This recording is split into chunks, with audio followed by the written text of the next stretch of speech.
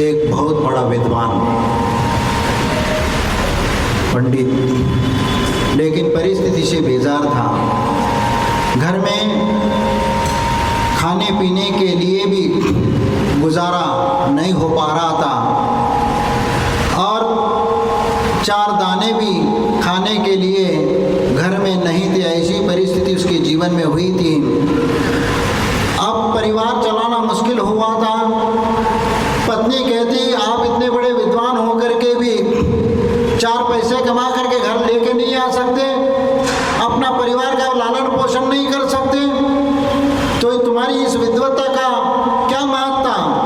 आप अपना विद्वत्ता का परिचय करके कुछ राजा महाराजा के पास जा करके कुछ काम ढूंढ लेते और कुछ काम प्राप्त करोगे तो कुछ 4 पैसे आएंगे जिससे घर गृहस्थी चलेगी।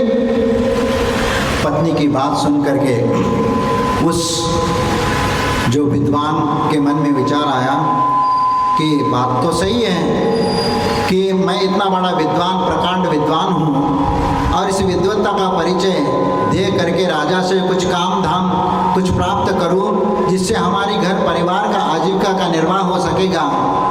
ऐसा सोच करके उन्होंने विचार किया कि फलाने दिन अब यहाँ से राजा के पास जाएंगे। तो पत्नी ने उस दिन सुबह सुबह उनके लिए कुछ 2-4 रोटी बना करके जैसे तैसे उसके रास्ते के व्यवस्था के लिए, भोजन के लिए थोड़ा सा बांध करके दे दिया और उसकी पोटली बांध के फटे हाल, क्योंकि पहनने के कपड़े भी उनके ढंग के नहीं थे, जो साफा फटा हुआ, कुर्ता फटा हुआ, जूता चप्पल भी कई जगह से टूटे हुए, घिसे हुए, ऐसे जब चप्पल पहन करके वह राजा से मिलने के लिए निकलता है और 2 दिन की यात्रा के बाद वह राजमहल के दरवाजे पर पहुंच जाता है और राजमहल के दरवाजे पर जैसे पहुंचा, वहाँ द्वारपाल ने उसको रोक दिया। अरे भाई, तुम कौन हो? यहाँ कहाँ से आ रहे हो? उन्होंने कहा कि मैं महाराज से मिलना चाहता हूँ। अरे, महाराज से मिलने का तुम्हारा क्या प्रयोजन हो सकता है भाई? तो उसने विचार किया कि इनको यदि कुछ बोलेंगे तो ऐसे जाने को तो नहीं मिलेगा। तो उन्होंने कहा, क्योंकि उनका अवतार देख करके, ये फटे हाल देख करके उनने उनको बोला कि तुम्हारा काम राजा के पास क्या हो सकता है? तो उन्होंने अपना दिमाग चला करके उन्हें कहा कि महोदय, आप राजा से जा कर के बोल देना कि राजा का भाई आपसे मिलने के लिए आया है। अच्छा, राजा का भाई? भैया, किस एंगल से तुम ना राजा के भाई लग रहे हो भाई? राजा कहाँ और तुम कहाँ? इतने फटे हाल यहाँ पर आए हो, कोई भी यहाँ पर आपको स्वीकार नहीं करा कि तुम कोई राजा के भाई हो, और ये भी फटे हाल। लेकिन विचार करने लगता है कि चेहरे से भी ये राजा साहब के अनुसार लगता नहीं है, कोई वेशभूषा भी राजा के अनुसार लगता नहीं है, तो क्या हो सकता है? वह द्वारपाल अपने हिसाब से दिमाग लगाने लगा, हो सकता है कहीं युद्ध चल रहा हो और युद्ध से भाग करके आया हो और इसलिए फटे हाल हुआ हो, ऐसा हो सकता है। तो उन्होंने राजा साहब को पास भीतर दरबार में जा करके मुजरा करता है और इसके उपरांत राजा से कहता है कि महाराज, एक मुसाफिर द्वार पर आया हुआ है और वह फटे हाल है, उसके वस्त्र फटे हुए हैं, जूता टूटा हुआ है, पगड़ी मैली है और इस ऐसे वो व्यक्ति अपने आप को राजा का भाई कह रहा है कि मैं राजा का भाई हूँ, राजा से मिलना चाहता हूँ और इसीलिए वो आपके दरबार में आना चाहता है, आपकी क्या आज्ञा है? राजा सोच में पड़ जाता है, राजा का भाई और वे फटे हाल, ये कैसे हो सकता है? और थोड़ा सा 2 मिनट पॉइंट विचार किया, उसको कुछ समझ में नहीं आया। ऐसा कौन भाई, उनने सब देख लिया, अलग अलग स्थानों पर, किलों पर रहने वाले उनके जो संबंधी लोग थे, भाई बांधव थे, तो वहाँ तो ऐसा कोई समाचार तो है नहीं कि वो तो इस स्थिति में आ नहीं सकते, फटे हाल तो आ नहीं सकते। तो राजा ने कहा कि जाओ उसको लेके आओ, देख तो लूँ कि कौन है मेरा भाई, देख लेता हूँ। ऐसा कह करके वो द्वारपाल को भेज दिया कि लेके आ जाओ।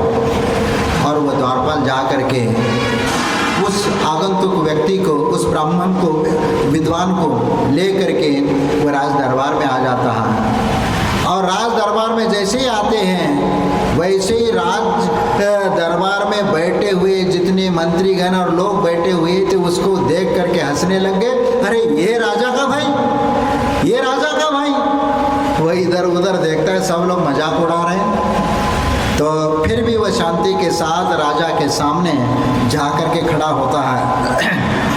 राजा को भी आश्चर्य होता है कि ये कहीं किसी एंगल से ये नज़र नहीं आ रहा है, कहीं परिचय भी नहीं है और कभी इनसे मिला भी नहीं हूँ। यदि मेरा भाई होता तो ऐसे कैसे हो सकता जिसको मैंने कभी देखा ही नहीं हूँ, तो फिर अपना भाई कैसे कह रहा है।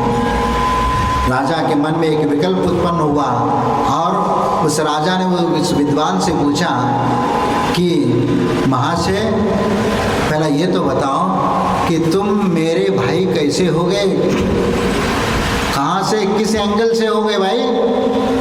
मैं कहाँ और तू कहाँ, बताओ। महाराज मैं आपका भाई हूँ। अरे भाई हो तो बताओ कैसे, कौन से रिश्ते से, कौन से नाते से हम आपके भाई बन रहे हैं?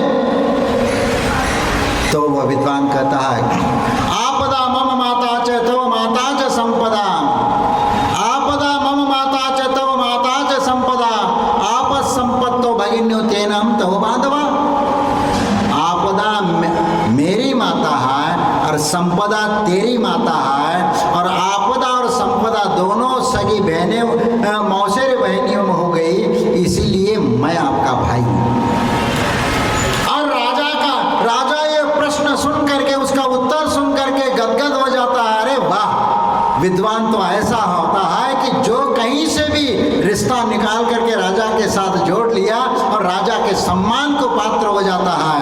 और सम्मान को पात्र हो गया और राजा ने उसके लिए बहुत सारा धन भी दे दिया, उसकी दरिद्रता भी दूर करे और उसके लिए जीवन जीने का रास्ता दिला दिया।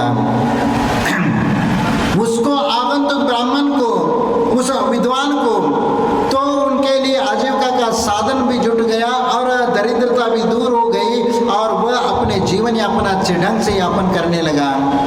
लेकिन यह और किसी की नहीं है, हम लोगों के बीच की बात है। हम जब तीन लोग के नाथ के दरबार में आ जाते हैं, हमारी जो संपदा, छोटी सी संपदा, और उसमें अहंकार करके बैठे हैं कि मैं, मेरे जैसा धनी और दौलत और किसी के पास इतना है नहीं है। थोड़ा सा धन आता है तो अहंकार में डूब जाते हैं। लेकिन त्रिलोकनाथ के दरबार में आ जाओ, अनंत चतुष्टय है, अनंत ज्ञान, अनंत सुख और अनंत वीर से विभूषित वह अनंत परमेष्टि है। और उनके दरबार में यदि कोई व्यक्ति आ जाता है तो विचार करो, वह समो शरण में श्री का मतलब, उसके दो अर्थ होते हैं। श्री का मतलब लक्ष्मी, और लक्ष्मी का अर्थ होता है कि एक अंतरंग लक्ष्मी, एक बहिरंग लक्ष्मी। और इस अंतरंग और बहिरंग लक्ष्मी से विभूषित हमारे ये राजा बैठे हैं, तीन लोग के नाथ बैठे हैं। जब उनके दरबार में आते हैं तो हम उनसे संबंध स्थापित करने का प्रयत्न करते हैं कि भगवान, हम भी आप जैसे बनना चाहते हैं, लेकिन अभी हम आपका रिश्ता लेकर के आए हैं कि हम भक्त बन करके आपके दरबार में आए हैं। लेकिन आज से हम आप जैसे बनने का हम प्रयत्न करेंगे, क्योंकि इस राजा के दरबार में आते हैं, उस राजा के दरबार में तो धन दौलत देकर उनकी दरिद्रता दूर की जाती है। लेकिन इस राजा के दरबार में यदि आ जाते हैं तो यहाँ दरिद्रता तो दूर दूर की बात है, यहाँ तो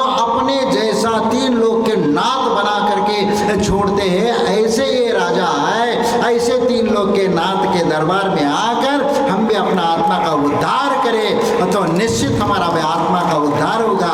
इसलिए 3 लोग के नाथ के दरबार में हम उनके जैसे बनने के भाव करना है, उन जैसे राग द्वेषादि कषांश रहित वीतराग स्वरूप को पाने की हमें प्रयत्न करना है।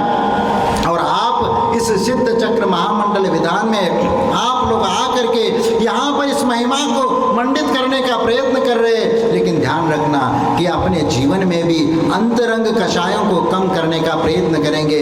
यदि घर परिवार में झगड़ा होता है तो गुस्सा आ रहा है, तो जिस प्रसंग को लेकर के गुस्सा आ रहा है उस गुस्से से दूर हटो, उस प्रसंग से दूर हटो और अपने गुस्से को कम करने का प्रयत्न करना है। जिस दिन आप अपने क्रोध कषाय को जीत लोगे तो समझ लेना तुम्हें भगवान बनने में देर नहीं है। और इसीलिए हमें भी भगवान बनना है, भगवान जैसे वीतरागी बनना है, संसार मोह माया को त्याग करके अविनश्वर से मोक्ष लक्ष्मी को पाना है। और उसी को पाने के लिए तो हम उनके चरणों में यहाँ पर बैठे हैं और आप संकल्प करेंगे और घर में हम गुस्सा नहीं करेंगे अपने बच्चों के ऊपर, अपने बीवी के ऊपर, और बीवी भी अपने पति के ऊपर और अपने बच्चों के ऊपर गुस्सा नहीं करेंगे। संकल्प कर लेना। और संकल्प का, क्योंकि गुस्से का त्याग तो नहीं कर सकते लेकिन गुस्सा को हम कम कर सकते हैं और कम करके अपने कषाय को कम करते हुए हमारे अंतरंग विशुद्धि को बढ़ा सकते हैं। और इतना काम कर लिया ना तो जीवन सार्थक हो जाएगा। और इसीलिए यह शुभ अवसर आपको मिला है और इसमें अपने आत्म कल्याण की भावना और प्रेरणा मिल जाती है और इसके माध्यम से आप अपना आत्मा का कल्याण करें। जय बोलो महावीर भगवान।